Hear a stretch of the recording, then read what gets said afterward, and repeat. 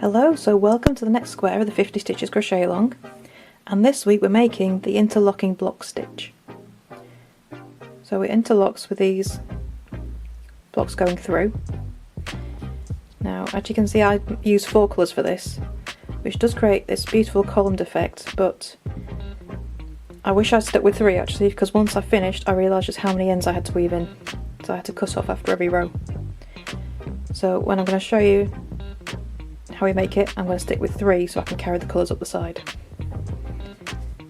Okay, so it's a double-sided stitch, you can see.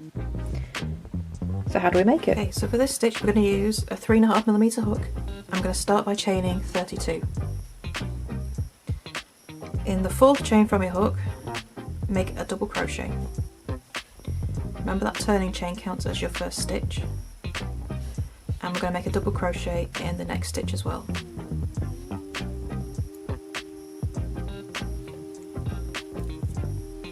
And then we're going to chain 3. Then we're going to skip 3 stitches. 1, 2, 3, and then double crochet in the next 3. I'm going to do that all the way down the row. So you double crochet 3, chain 3, skip 3, and then another 3 double crochet. We do that until we get to our last 3 stitches. So I'll carry on with that and I shall see you when we get to the end of the row. Okay, so I've got the last 3 double crochet and I've got 3 chains left. So to finish the row I'm going to chain 2. Okay, and in the last stitch I'm just going to pull up a loop. So I've got 2 loops on my hook and now I'm going to change colour.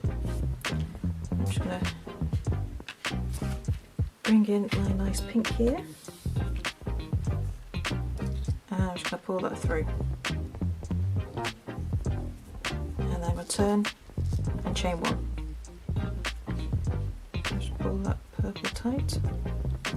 Okay, so for row 2, in the same stitch as we just pulled up that loop, so in the last stitch of the first row, I'm going to make the alternate turning chain. You can just pull up a little bit of a loop for that first chain, and then so this first stitch can be a bit awkward because you are working into the same stitch you've already worked in. There we go, and that is our first stitch. I'll just put a stitch marker in there. Pull tight. There we go. Okay, so I'm going to be working into the skip chains. So yarn over and into that skip chain, foundation chain, and you need to pull up a loop, okay, because you need to make this a bit higher, and then finish it as a double crochet. Then yarn over into that other skip stitch, pull up a loop, and finish as a double crochet. So they're going to sit higher. It can take a bit of practice to make sure you get the right height and not be too high, but you'll get there. And then we're going to chain 3. And I'm going to go to the next set of skip stitches. So 1, 2, into there, pull up a loop, and finish as a double crochet. So we're going to do this all down the row. So just pull up those loops in those skipped foundation chains. I've got my last 3 double crochet in there and I've got 3 stitches left. So I'm going to finish the same way as we did for row 1. Chain 2, and then in that last stitch, which is the turning chain, pull up a loop, and we're going to join my 3rd colour.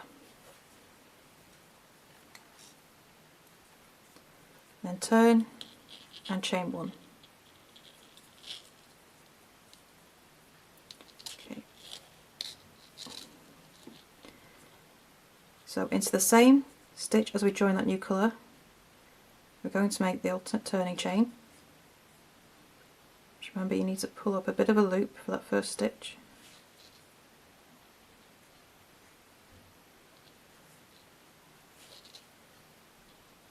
Okay, and that's our first stitch, so I'll just pop a stitch marker in there. So, same as we did before, we're going to work into the skip stitches of the row below.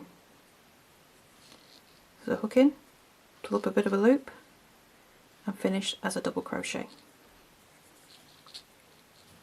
Yarn over, into the next skip stitch from row 1, pull up a loop.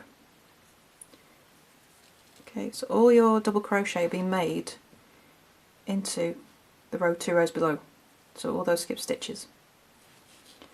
Then when you've done that, we chain 3. And then we work into the next skip stitches. So you're always working around that chain 3. So that chain 3 is hidden inside your double crochets.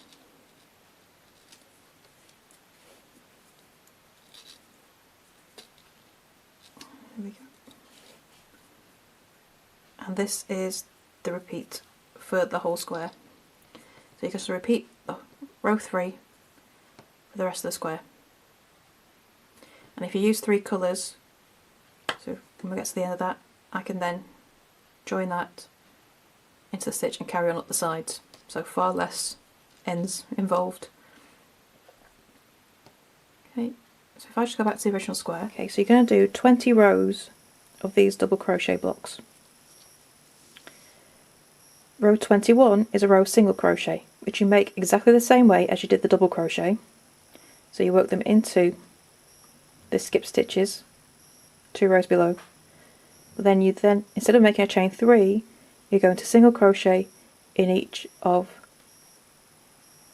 the double crochet of the row below as well. So you single crochet by pulling up a little bit of a loop, and then normal single crochet in the top of row 20. And that will straighten off our edges. For the border, you're going to make a single crochet in each stitch across the top and bottom.